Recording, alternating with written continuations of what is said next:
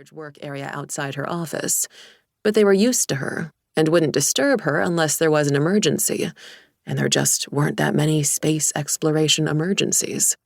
At least, not usually. The message in her inbox might change that. She leaned back in her high-quality office chair, which was bolted to the deck, letting her feet come off the ground slightly in the low gravity. The science department was 4 levels up, or more accurately in, from the residential deck, and the gravity monitor in the outer area constantly displayed 0.53 G. It was only 10% lower than her living space, but she could swear she felt it, even though the people in charge of such things said she couldn't. She rolled her shoulders and called up the first ever live data from a probe in orbit around the second planet in the Zeta Tucanae system, a planet commonly called Promissa, Prom for short. The probe could transmit only a little data to the ship at a time, since they were something like 0.06 light-years away, which required an extremely tight beam.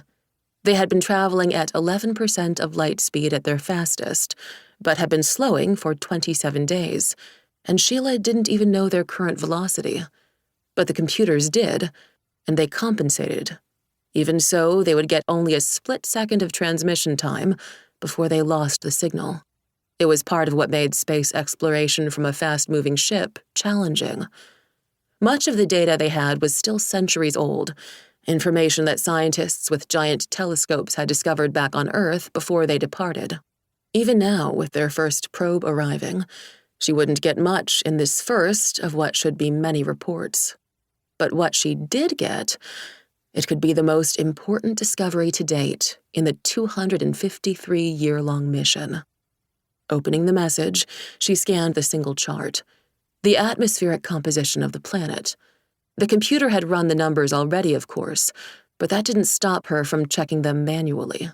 She knew the parameters by heart at this point, and she held her breath as she read the first new analysis of Prom's atmosphere in more than 2 centuries.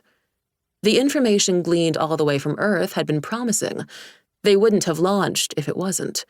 It had indicated that the planet was 97% likely to support human life. Good odds. Enough to launch the first ever colony ship. But now, just over 100 days out from arrival, that 3% chance that it wouldn't support life loomed larger.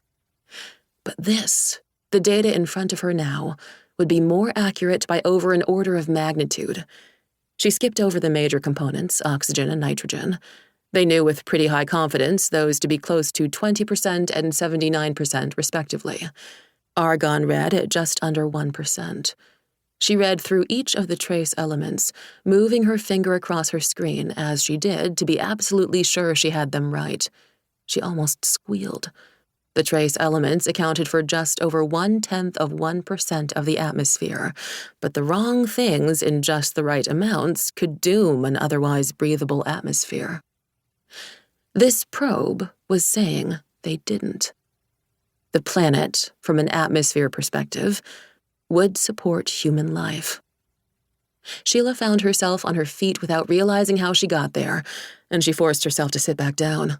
She took 3 slow, cleansing breaths, and then checked the data again, line by line. It wasn't until the second time through that she saw the anomaly. She'd been focused on the data, but this was in the transmission message itself. Unexpected truncation of data. Error code 5XB27. Her heart started pounding to the point where she could hear it in her ears. What error was that? She opened a file and looked up 5XB27. Loss of signal.